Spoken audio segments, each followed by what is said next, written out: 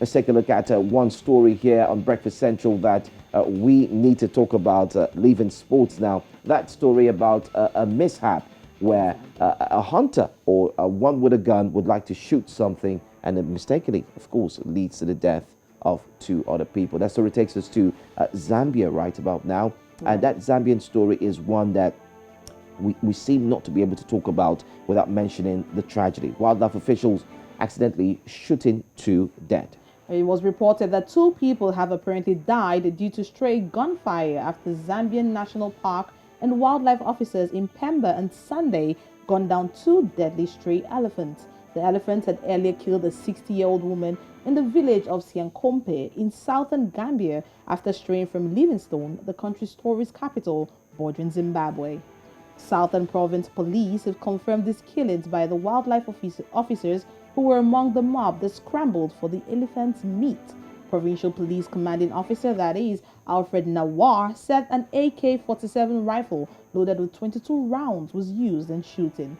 It is a sad situation at this point in time, especially with the fact that a 14-year-old was one of the two that was killed from the gunshot. And a lot of people have come out and they have been saying quite a lot of things as we speak. Now, we understand that tourism is a huge financial boost to conservation efforts as they provide not just employment opportunities, but they help to generate revenues for the people in that region at the moment. And one will be wondering why this wildlife animals are straying and they're coming to urban settings. Now, we need to understand that farming encroaches on wildlife corridors, and when that happens, elephant faces threats from villages that are trying to protect their crops, which actually affects the income that is being generated. Now, we also do understand that people were trying to scramble for this elephant's meat. So the elephant was killed. The elephant was killed, and then people went there to just cut from it, and the wildlife officers tried to shoot in the air just to let people, to scare people off and to allow people to tell people to move away from the vicinity. But that caused more chaos because a stampede occurred, and the wildlife officer fell to the ground, and then he's gone.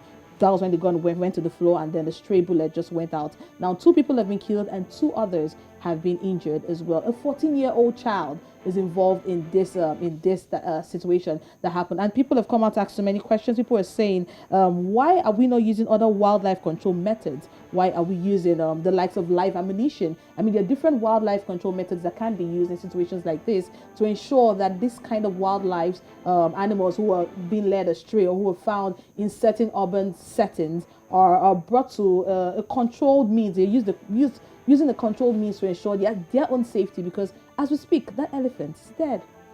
Well, the elephant is dead. That's quite sad, but I'm more perturbed about the fact that, don't get me wrong, animal lives, of course, do matter. So for the fact that the elephant is dead, that's quite sad. But I'm worried why humans would want to rush and go get elephant meat. But Joe, a similar scenario happened in Nigeria here, where a dead whale was brought offshore, and you saw people carrying not knives, but they were carrying machetes to ensure that they caught the meat they could get. I don't mean to sound... Joe, there is hunger in Africa. There is hunger in the land. People are barely eating. We have people that are living in less than $1 per day, Joe. These are people that are running into millions. But that doesn't justify the fact that you need to risk your life and try to get elephant meat and Joe, so on. But we have seen when even tankers, full tankers, have been they're broken down, and you see the petrol leaking out, and you see people risking But we know their the end of such stories, right? It leads to a lot of death. Joe, at this point in time, people are trying to survive. I'm not saying it's the correct or the proper thing to do,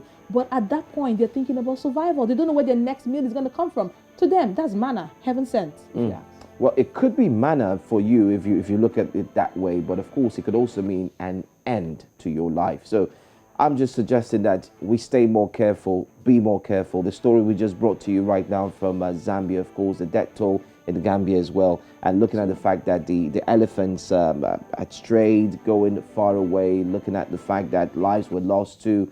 It's something that we need to also think deeply about and see how the possibility is to refrain or avoid such incidences from taking place.